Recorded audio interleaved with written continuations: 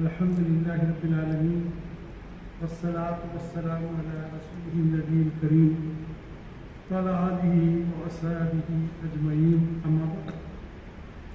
محترم حاضرین اکرام و سامعین و ناظرین اعزاء، آج جو عنوان میں نے منتخب کیا تھا اتفاق کہیے نکاح عقد نکاح شریعت اسلامی کی روشنی میں، اور اتفاق سے 4 دن سے جو ہے نکاح کی شادی کی عمر 18 سے لڑکیوں کے 21 سال کرنے پر بحث چل پڑی۔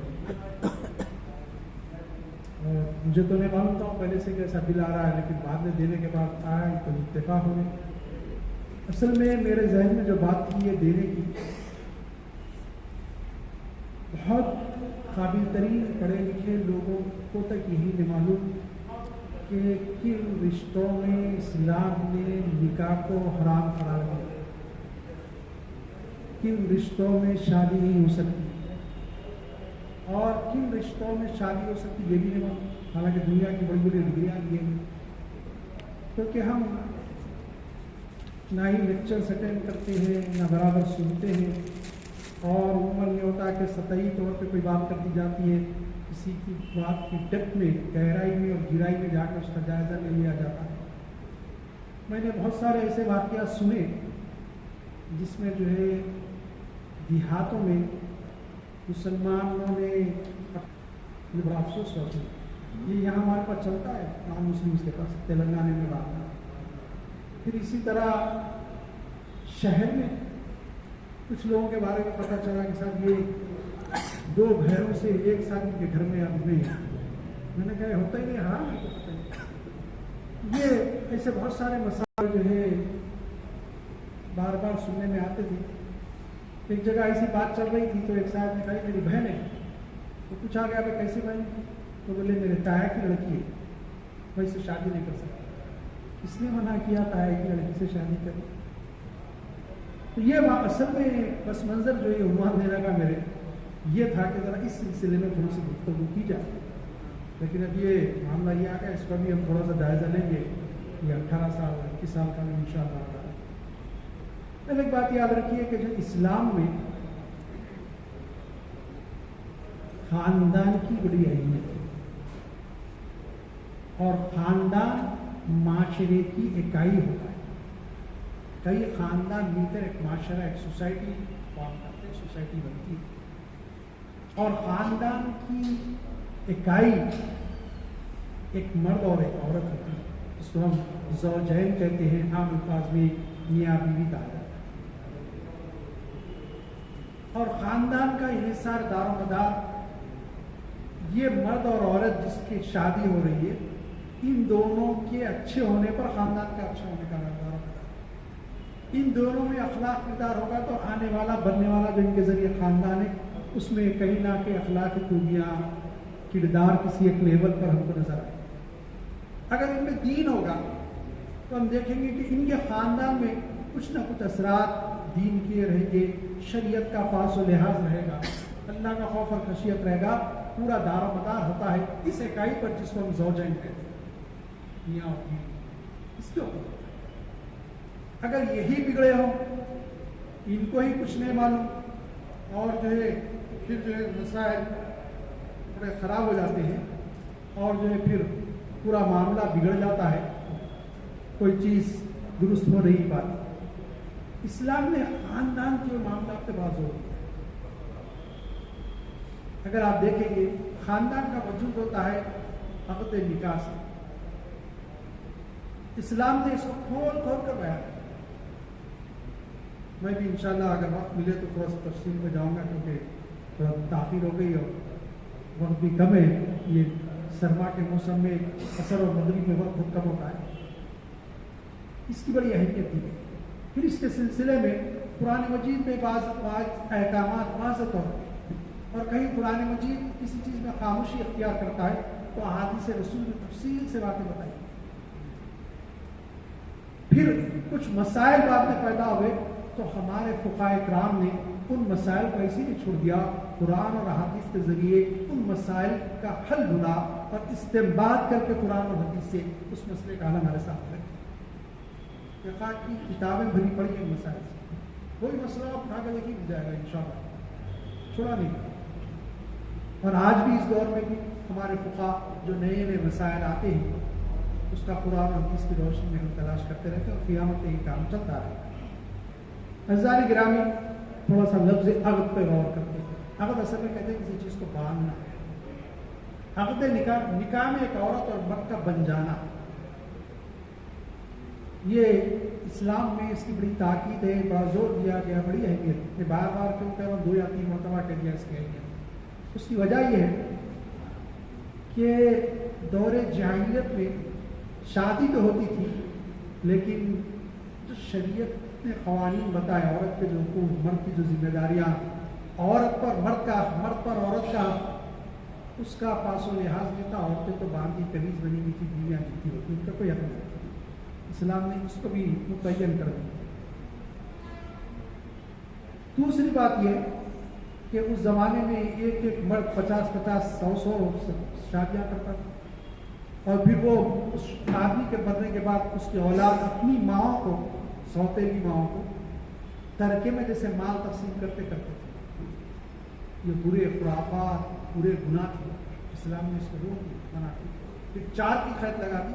پھر اس کے ساتھ شرط لگائی عدل. اگر عدل کر سکتے ہو تو پھر اب عدل کے معنی یہ کہ جو ہے جسمانی طور پہ آپ اس قابل ہو کہ سکھ کا آپ ادا کریں سر بیوی کا. عدل کے معنی یہ کہ آپ کریں سکت ہو کھلا لیں کھلانے کی. عدل کے معنی کہ سکھ کو ایک جیسا دیکھا جائے. عدل کے معنی کہ سکھ کو ایک جیسے چھت کے سائے تلے رکھا جائے. عدل کے معنی کہ ایک جیسے کپڑے پہنائے جائے. عدل کے معنی کہ ایک جیسے گاڑیوں میں گھمایا جائے. عدل کے معنی کہ ایک ہی قسم کے چاول یا گیہوں جو کچھ اناج ہوتا ہے ایک قسم کا سب کو دیا جائے. بہت سارے مسائل اس بات کا خیال. اگر یہ ہو تو 4 تک کر سکتے، 4 سے بڑھ کے نہیں. ورنہ پھر کہا گیا ایک پہ اکتفا کرو. قرآن کے یہ کافی ہے. ایسے ہی اٹھائے 4 2 3 کر لیتے جا رہے نہیں. اگر کر سکتے تو کرو. وقت دے سکتے ہو، وقت دینا پڑے گا ان کی دل جوئی کے لیے. تمہارے میں کچھ جسمانی ایسی قوت ہونا پڑے گا. ایک آدمی بہت اہم شے ہوتا، لیکن جو ہے جو چیز قوت عورتوں کے لیے ضرورت ہوتی ہے اس میں کبھی نہیں تھی اس کے پاس. کیا کر لیتے ہیں آدمی تو دیکھ رہے ہو. ایک آدمی بہت دبلا پتلا رہتا، انہیں جو ہے 3 بیویوں کو ایک ساتھ دیکھ سکتے. یہ اللہ کی مرضی ہے، اللہ کی مشیت ہے. جس کو جس چیز میں قوت دے دیتے تھے. ہم دیکھتے ایک آدمی کی ذہنی سطح بہت آگے ہوتی اور جلدی سمجھ لیتا. ایک آدمی کو بار بار بولنے کے بعد سمجھتا. ارے بھائی اس کا نہیں بھی عقل ہے، اس کا نہیں بھی عقل ہے. اللہ کی مشیت ہے. اللہ کسی کو زیادہ اس کو پاور دیا ہے، کسی کو نہیں دیا. تو یہ دوسرے کہ آج کا جو معاشرہ ہے وہ شادی کے بندھن میں بننا ہی نہیں چاہتا. پوری دنیا کا آپ جائزہ لے. میں لکھنا چاہ رہا تھا لیکن ٹائم نہیں ملا. میرے کو پورا ریکارڈ موجود ہے. کہیں 40 سے 56% تک یورپی ممالک میں جو بچے ہیں ان کے برتھ سرٹیفکیٹ میں لکھا ہوا ہے فادرس نے اننون. نہیں معلوم اس کا باپ کون ہے. ماں کا کئی لوگوں سے ریلیشن تھا. کس کی اولاد ہے؟ اولاد پیدا کر رہے ہیں لیکن ذمہ داری کا احساس نہیں ہے. تعلقات جسمانی پیدا کر رہے ہیں لیکن جس سے پیدا کیا کہ اس کی ذمہ داری کا احساس نہیں ہے. کہ معاشرہ اتنا ہو گیا اور عورتوں کے دماغوں میں ڈال دیا گیا.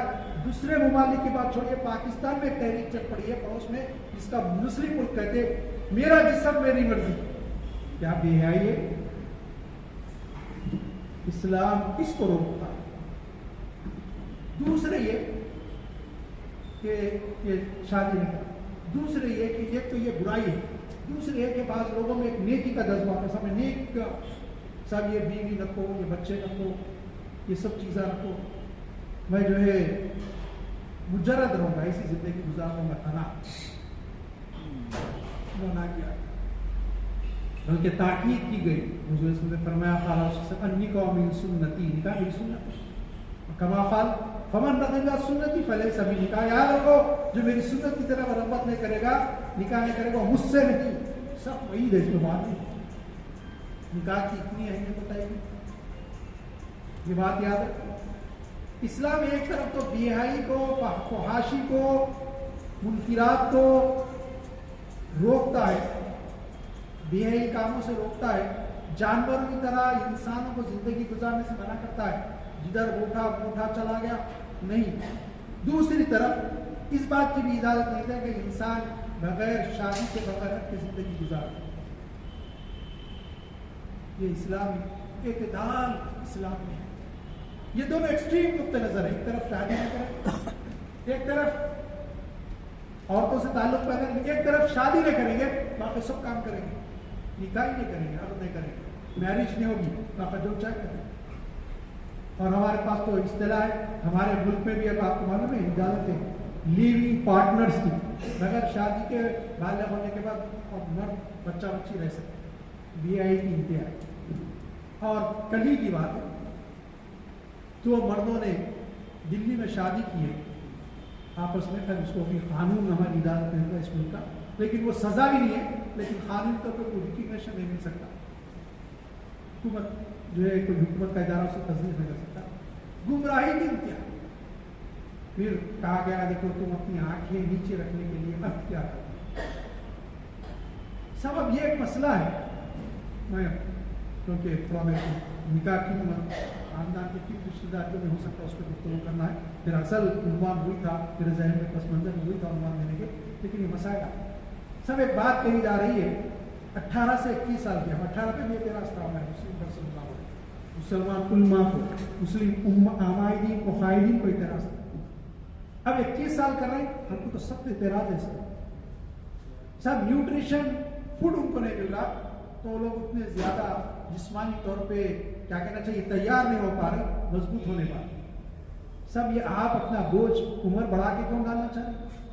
مرکزی حکومت کے خزانوں میں پیسوں کی کمی ہے، مرکزی حکومت کے پاس گوداموں میں اناج کی کمی ہے، حکومت اعلان کرے ویلفیئر کا، کیا ویلفیئر کا اعلان کرے حکومت؟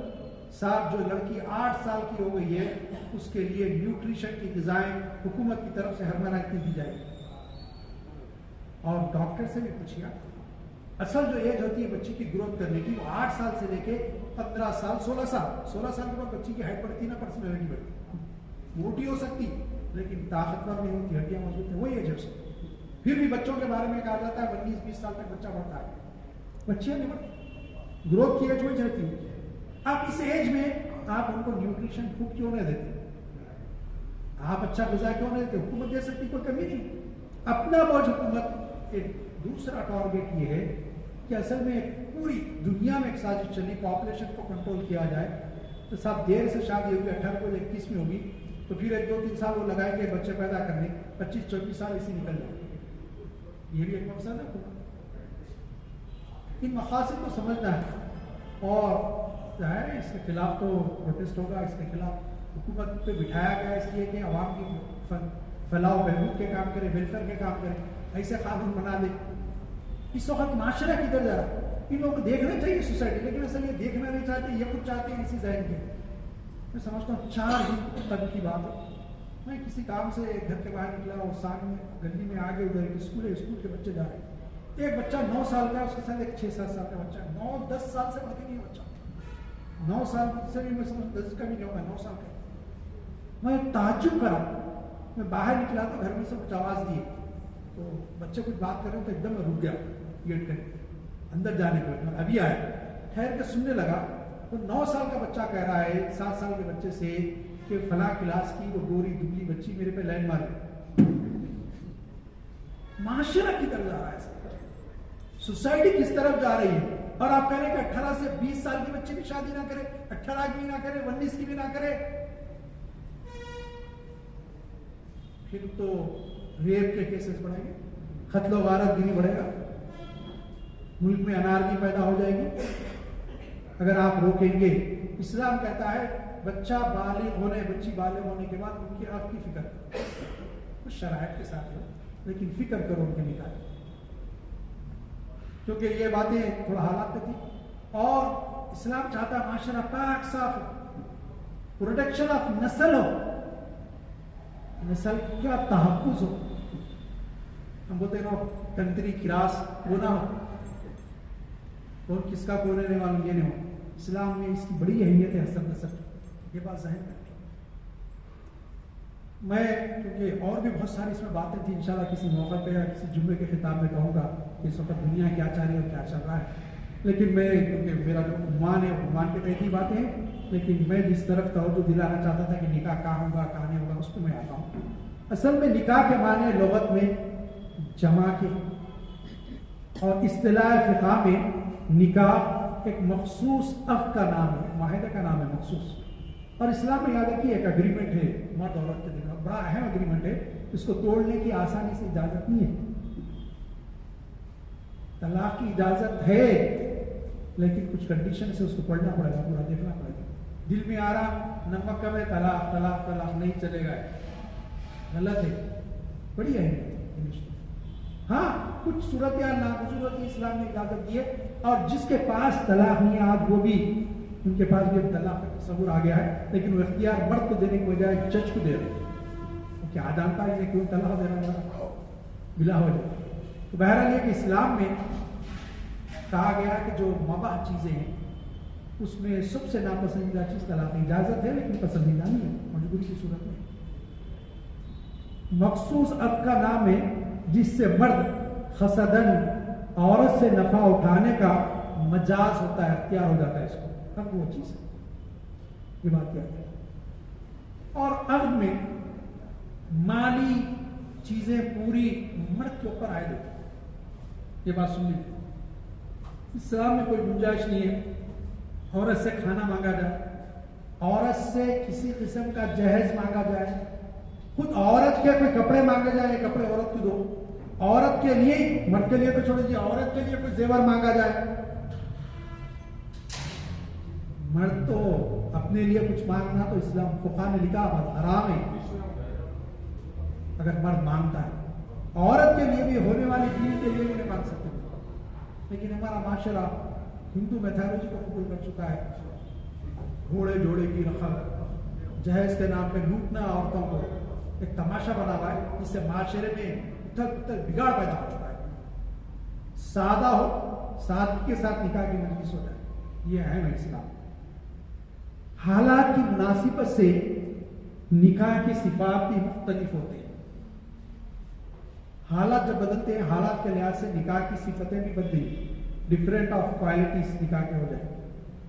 ایک ہوگا سنت موقدہ، سنت ہوگا نکاح، اگر جمع کی خواہش اعتدال پر ہو، یعنی بہت زیادہ ہونا بالکل کم ہو، عورت کی طلب مرد کو بہت زیادہ بھی نہیں ہے کم بھی نہیں ہے، ایوریج میں، اس سے عورت نکاح کرنا سنت ہے۔ اب ذرا دیکھیے نکاح کی اہمیت بتا رہا ہوں۔ واجب ہے، واجب کرے اگر جمع کی خواہش غالب ہو، نہ نکاح نہ کیا جاتا ہو، نکاح نہ کیا جائے تو زنا میں مبتلا ہونے کا خوف ہے، اچھا ہے کہ نکاح زنا میں مبتلا ہو جائے۔ کیوں؟ زنا بہت بری چیز، فلا تقربوا الزنا، کہا کہ زنا کے قریب ہی مت پڑھو، زنا کے قریب ہی مت جاؤ، زنا کرنا تو دور بات ہے، نکاح واجب ہو جاتا، فرض کے بعد جو درجہ ہے واجب کا، کیونکہ اگر خوف ہو رہا اس کو اگر میں شادی نہیں کروں گا تو زنا میں مبتلا ہوں گا، نکاح کروں گا۔ فرض ہے اگر جمع کی خواہش بہت غالب ہو، یعنی نکاح نہ کیا جائے تو زنا میں مبتلا ہو جانے کا یقین ہے، اگر میں نکاح نہیں کروں گا تو زنا میں ملوث ہو جاؤں گا، پھر فرض ہو جاتا نکاح۔ لوگوں کو یہ نہیں معلوم نکاح فرض بھی ہوتا ہے، لوگوں کو نہیں معلوم نکاح واجب ہے کیا، وہ سنتے رہتے النکاح من سنتی، سنت ہے بھی نکاح، نہیں صاحب ایک وقت واجب ہو رہا، ایک وقت سنت ہو رہا، ایک وقت واجب ہو رہا اور ایک وقت فرض ہو رہا، یہ چیز اصل بتانا چاہتا ہوں۔ اتنی اہمیت ہے نکاح کی، فرض ہو جا رہا، فرض اگر نہیں کریں گے، واجب نہیں کریں گے، گناہ گار ہو جائیں گے۔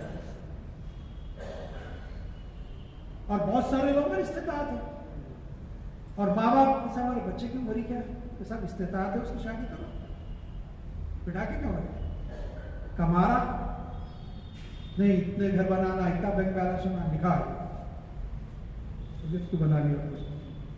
ان تینوں صورتوں میں شادی کرنے کے لیے، ان تینوں صورتوں میں ایک اور چیز ہے، زوجہ کے حقوق کی ادائی پر قدرت حاصل ہونا بھی شرط ہے۔ بیوی کا جو حق ہے اس پہ قدرت ہونا کیا ہے؟ مہر دینا، بیوی کو ایک اس کے مطالبے کے مطابق رقم دینے کی سکت ہونا، استطاعت ہونا۔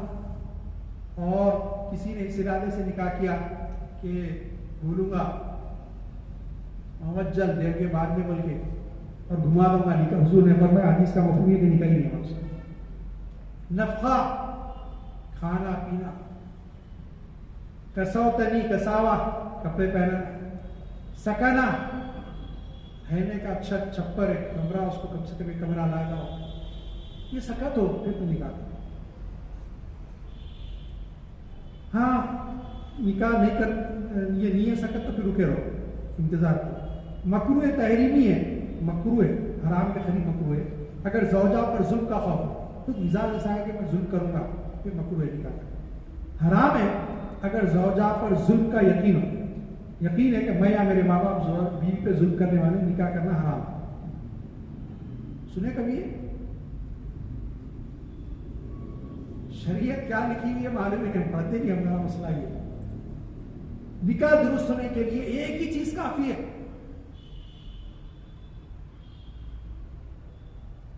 اس کو بولتے ایجاب و قبول۔ کیا بولتے ہیں؟ ہم سمجھتے خطبہ نکاح نہیں ہوا تو نکاح، ضرورت ہی نہیں ہے خطبہ نکاح کی، سنت مسنون ہے خطبہ نکاح۔ ایجاب و قبول کہتے یہ ہے، ایجاب کرتے ایک طرف سے پیشکش ہونا۔ ایک مرد آدمی بولا کہ میں تم سے، کسی عورت کو بولا یہ دو آدمیوں کو گواہ رکھ کے میں تم سے نکاح کرتا ہوں 1 لاکھ مہر کے عوض۔ عورت بولی 1 لاکھ مہر کے عوض میں تمہیں قبول کیا، آپ سے نکاح کرنا، نکاح ہو گیا۔ باقی چیزیں مستحب اور سنن ہے۔ فرض رکن کیا ہے؟ ایجاب و قبول۔ عورت بولی 50,000 پہ قبول کی، 1 لاکھ کا اعتبار ہوگا 50 کا۔ عورت بولی 1.5 لاکھ پہ، پھر اس کو بولنا پڑے گا مجھے قبول ہے 1.5 لاکھ۔ اگر نہیں بولا تو پھر نکاح واقع نہیں ہوگا۔ اب یہ مسائل پہ پڑ جائے گی، میں اس کو روکتا ہوں۔ اب البتہ کچھ شرائط ہے نکاح کی، شروع ہے، یہ شرائط نہیں ہے اس کے ساتھ۔ کیا ہے وہ؟ عورت کا محرمات سے نہ ہونا، محرم جو لوگ ہیں ان سے نہ ہونا۔ میں اس کی تفصیل آگے بتاؤں۔ عاقدین یا ان کے اولیاء کا عاقل و بالغ اور آزاد ہونا، عاقل و بالغ ہونا۔ مجنون و نابالغ اور غلام کے لیے ان کی اولیاء کی اجازت ضروری ہے۔ عورت کے لیے اگر وہ غیر کفو سے نکاح کرنا چاہے تو اولیاء کی رضامندی ہونا، تو خواہ بالغہ ہو یا نہ ہو۔ عورت غیر کفو سے کری، خاندان ایک لیول کا نہیں ہے، معاشرے میں اسٹینڈرڈ ایک جیسا نہیں ہے، تو پھر وہ ماں باپ کی اجازت، ان کے جو کفیل ہیں ان کی اجازت ضروری ہے، ورنہ نکاح نہیں۔ 2 گواہوں کا ہونا، 2 عورتیں گواہ نہیں بن سکتی، 2 عورت 1 مرد ہو تو 2 مردوں کے برابر گواہی ہوگی۔ 3 لوگ ہیں، 2 عورتیں 1 مرد ہیں تو پھر گواہی کافی ہے، یا پھر 2 مرد ہیں تو گواہی کافی ہے۔ نکاح کو کسی معین مدت کے ساتھ مقید کرنا، میں 1 سال کے لیے نکاح کروں، 6 مہینے کے لیے کروں، آرام ہے، نکاح نہیں ہوتا، شرط کے خلاف۔ محرمات عورتیں جس سے نکاح کرنا شرعاً حرام ہے۔ محرم کون ہے؟ وہ عورتیں ہیں جن سے نکاح کرنا شرعاً حرام ہے۔ اسباب تحریم یعنی وہ امور جن سے حرمت نکاح ثابت ہوتی ہے، کتنے ہیں وہ آ گیا تفصیل ہے۔ پہلا ہے قرابت یعنی نسبی رشتہ، پھر اس کی وضاحت کروں گا میں۔ مصاہرت یعنی سسرالی رشتہ، رضاعت یعنی دودھ کا رشتہ، اجتماع یعنی زوجہ کے ساتھ اس کی بہن، خالہ، پھوپھی وغیرہ کو جمع کرنا۔ ایک عورت سے شادی کرے، اس کی بہن سے بھی کر رہی، اس کی پھوپھو سے بھی کر رہی، اس کی خالہ سے بھی کر رہی، نہیں۔ مشرکہ سے جو غیر مسلم ہے اس سے نکاح کرنا نہیں ہوتا نکاح۔ کسی اور شخص کی منقوہ یا عدت والی عورت سے نکاح کرنا، آگڑی میں بھی انہیں طلاق ہی نہیں دیا، انہیں خلائی نہیں لی، اس سے شادی کر لے رہے ہیں تو نکاح نہیں ہوگا، یا خلا ہو گئی، طلاق ہو گئی، یا شوہر مر گیا لیکن اب عدت کے دن نہیں گزری۔ طلاق کی صورت میں عدت کے جو 3 مہینے 3 پیریڈز، اور وفات کی صورت میں اس کے شوہر کے 4 مہینے 10 دن۔ یہ فرق یاد رکھیں گے کہ بہت اہم بات ہے۔ قرابت نسبی ماں، بیٹی، بہن، پھوپھی، خالہ، بھتیجی، بھانجی، ان سے کبھی بھی نکاح نہیں ہو سکتا. یہ بات یاد رکھیں. ماں سے مراد وہ عورتیں ہیں جو ماں باپ کے ذریعے سے، جیسے دادی، پڑدادی، نانی، پڑنانی وغیرہ، آخر سلسلے تک، یہ سب عورتیں ماں کی تعریف میں داخل ہیں. سب عورتیں ماں کے برابر نہیں کر سکتے اسے. بیٹی سے مراد وہ تمام عورتیں ہیں جیسے پوتی، پڑپوتی، نواسی، پڑنواسی وغیرہ، آخر سلسلے تک، یہ سب بیٹی کی تعریف میں داخل ہیں اور فروع کہلاتی ہیں. یہ فروع کہلاتی ہیں. بہن سے مراد وہ عورتیں ہیں جن کا نسب آخر کے باپ یا ماں کی طرف سے ہو، مثلا حقیقی یا اللاتی یا اخیافی بہنیں. یہ سب بہن کی تعریف میں داخل ہیں اور ماں باپ کی فروع کہلاتی ہیں. حقیقی وہ اولاد جو اپنے ماں باپ سے ہو. اللاتی کس کو کہتے ہیں؟ میں تین الفاظ استعمال کر رہا ہوں. حقیقی، اللاتی، آقاف. اللاتی باپ کی اولاد جو اپنی ماں سے نہ ہو. باپ کسی اور عورت سے شادی کراتا، اس کی اولاد، اس سے بھی نکاح نہیں ہو سکتا، وہ کہلاتی ہے اللاتی. اخیافی ماں کی اولاد، ماں کا پہلے سے کوئی شوہر تھا، اس سے کوئی اولاد ہے. اب تمہارا جو باپ ہے جس کی تم اولاد ہو، اس سے شادی کی اس نے، اس کے مرنے کے بعد یا ڈائیورس ہونے کے بعد، تو جو اس کی اولاد سے بھی نکاح ہے. پھوپھی سے مراد باپ کی یا دادا یا پردادا کی اللاتی یا اخیافی بہن. باپ کی جو ہے رضائی بہن، ماں کی رضائی بہن، ماں کی بہن، یہ پورے. اس طرح نانا کی بہن یا پڑنانا کی بہن، یہ سب عورتیں پھوپھی کی تعریف میں داخل ہیں، اسے نکاح نہیں ہو سکتا. اور ماں باپ کے اصول کی فروع کہلاتی ہے. ماں باپ اس میں ان کے اصول کی فروع کہلاتی ہے. خالہ سے مراد ماں کی بہن ہو یا نانی، پڑنانی کی، اس طرح باپ کی خالہ ہو یا دادا نانی، دادا نانا کی خالائیں. حقیقی، اللاتی یا اخیافی، یہ سب خالہ کی تعریف میں داخل ہیں اور ماں باپ کے اصول کی فروع کہلاتی ہے. بھتیجی یعنی بھائی کی بیٹی، خواہ حقیقی بھائی کی ہو یا اللاتی بھائی اور یا اخیافی بھائی کی بیٹی، یہ اور ان کی اولاد سب بھتیجی کی تعریف میں داخل ہیں اور ماں باپ کے فروع کی فروع کہلاتی ہے.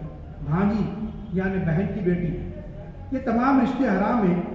اور یہ بھی بہن کی جو بیٹی ہے، سگی بہن کی بیٹی، اخیافی بہن کی بیٹی، اللاتی بہن کی بیٹی، یہ سب اسی میں. اسی طرح رضائی بہن کی بیٹی، وہ بھی اس میں شامل ہے. یہ تمام رشتے حرام ہیں، ان سے نکاح نہیں ہو سکتا.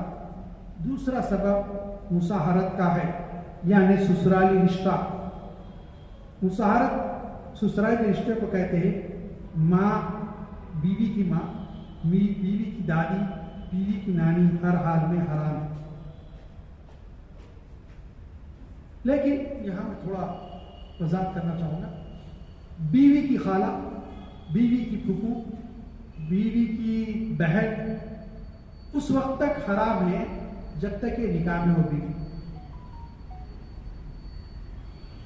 جب تک بیوی نکاح میں، یہ رشتے حرام ہے. بیوی مر گئی تو خالہ سے اس کی بھی نکاح ہو سکتا ہے، اس کی پھوپھو سے بھی ہو سکتا ہے، اس کی بہن سے بھی ہو سکتا ہے. وہ رشتے حرام ہیں کہ اگر جو ہے بیوی کو مرد مانا جائے تو بیوی جس رشتوں میں شادی نہیں کر سکتی، یہ مرد پہ شوہر بننے کے بعد وہ رشتے حرام ہیں. بہت آسان سمجھنے کا طریقہ. تیسرا سبب رضاعت، یعنی مدت مقررہ، یعنی 2 سال کے اندر کسی عورت کا دودھ پینے کو رضاعت کہتے ہیں. دودھ پینے والے اور پلانے والے کے درمیان نسب کی طرح رشتہ قائم ہو جاتا ہے اور ان کی اولاد خواہ نسبی ہو یا رضائی اولاد ہو، یہ سب حرام ہے. اجتماع محرم کا جمع کرنا، 2 مہینوں کو میں پہلے بول چکا، جمع کرنا حرام ہے. ایسی 2 عورتوں کا جمع کرنا جن میں ایسا رشتہ ہو کہ اگر ان میں سے کسی ایک کو مرد فرض کرے تو دوسرا حرام ہو، جیسے پھوپھی اور بھتیجی، خالہ، بھانجی عورت، یہ سب ہو. اگر کوئی ایک ہی وقت میں 4 سے زیادہ نکاح کرے تو سب نکاح باطل ہو جائیں گے. ایک وقت میں ہی نکاح کرنا 4 سے زیادہ تو سارے نکاح باطل قرار دیے جائیں گے. اگر لیکن پہلے 4 نکاح کیا تھا، 5واں کرا تو 4 درست رہیں گے، 5واں نکاح باطل رہے گا. اب یہ رشتے ہیں جس میں نکاح بالکل حرام ہے، بالکل نکاح نہیں کر سکتے. لیکن خلیری بھائی بہن फुफेरे भाई बहन, चचाजाद तायाजाद भाई बहन, मेरे भाई बहन, ये आपस में एक दूसरे से निकाह कर सकते हैं, इनका निकाह होता है। बिलखुसूस एक जद की औलाद, दादा के पोता पोती, तो जो ये आपस में निकाह कर सकते हैं। क्यों? कि जो इस्लाम ने इसकी इजाज़त दी है, लेकिन गैर मुस्लिम में इसको ब्लड रिलेशन को लोग नहीं करते हैं। तो बाज़ मुसलमानों भी जो दीन ने पढ़ा, यार अरे वो मेरी बहन है, नहीं, ऐसा नहीं हो सकती। इस्लाम ने उसकी इजाज़त दी है, इनमें शादी हो सकती है।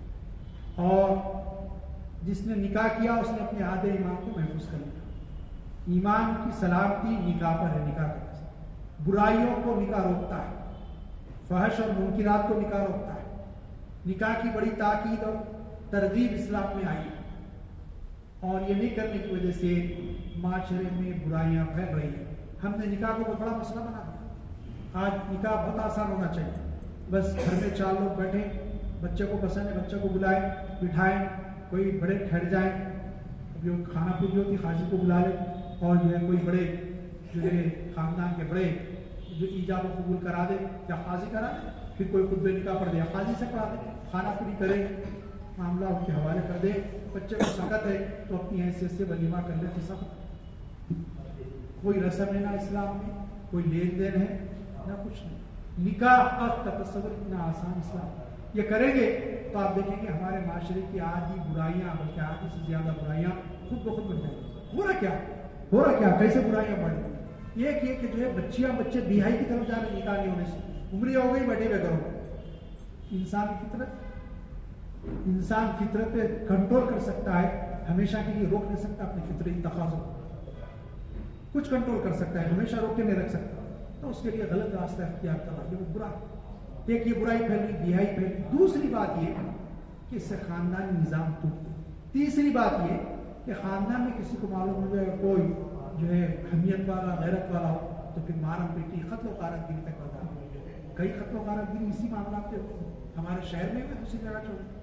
तीसरा ये कि ये डिमांड मुतालिबात की जो फहरिस्त है, इससे ये हो रहा है कि वो लड़की का बाप गोश्त तले दबे जा रहा है और खर्चा हासिल कर रहा है, मकरूज सूद पे पैसे ला रहा है, बैंकों में बीवी पे से भरा, अपना घर रहन डाल कर ला रहा है, और सूद पे सूद दबते जा रहा है। एक तरफ सूद देने का गुनाह, दूसरी तरफ जो कर्जों के बोझ तले दबे जा रहा है, और माशरे में बुराइयां फैली। अब उसके लिए दूसरे रास्ते इख्तियार करता कि वो खुद कोई सूदी कारोबार करे, गलत कारोबार करे, नंबर 2 के कारोबार करे, ताकि पैसे हासिल करे।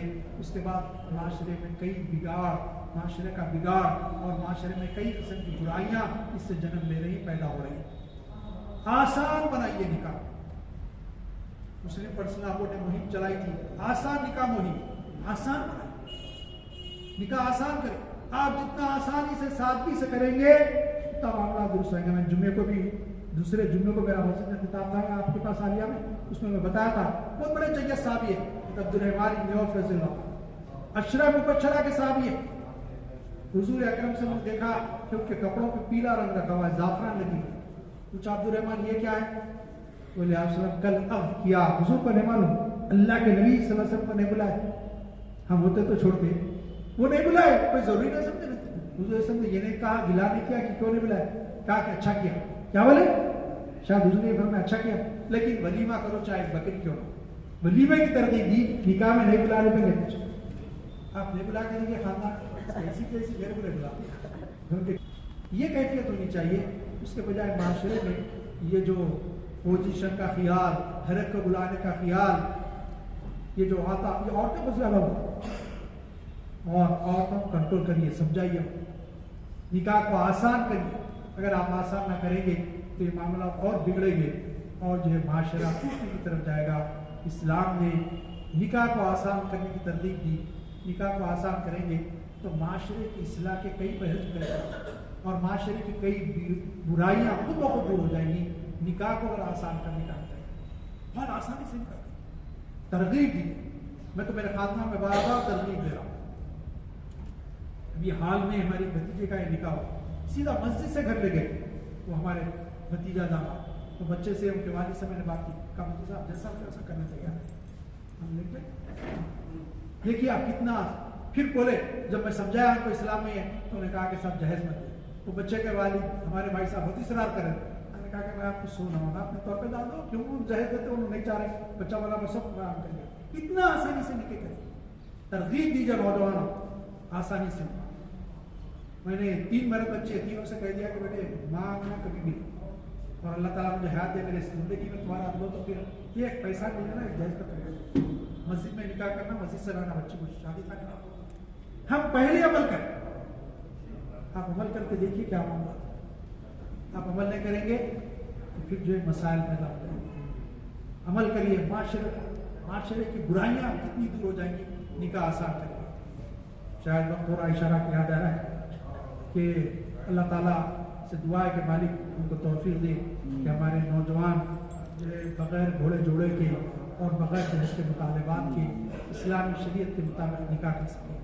مالک ہم سب کو توفیق دے کہ ہم مساجد میں آسانی سے نکاح کریں، اور جو ہے عورتوں کے اوپر، ان کے ماں باپ کے اوپر ہمارے نوجوان بوجھ نہ بنے، کیونکہ کفالت کی ذمہ داری، معاش کی ذمہ داری، مال کی ذمہ داری پوری مرد پہ اللہ نے عائد کی ہے۔ ان کو توفیق دے اس مسئلے کو سمجھنے کی اور اس پر عمل کرنے کی۔ اللہ تعالیٰ ہم کو دین اسلام پر چلائیے، جب تک دنیا میں زندہ رکھیے اسلام پر رکھیے، ہمارا خاتمہ ایمان پر فرمائیے۔ صلی اللہ تعالیٰ علی خیر خلق محمد وآلہ وصحبہ اجمعین برحمتک یا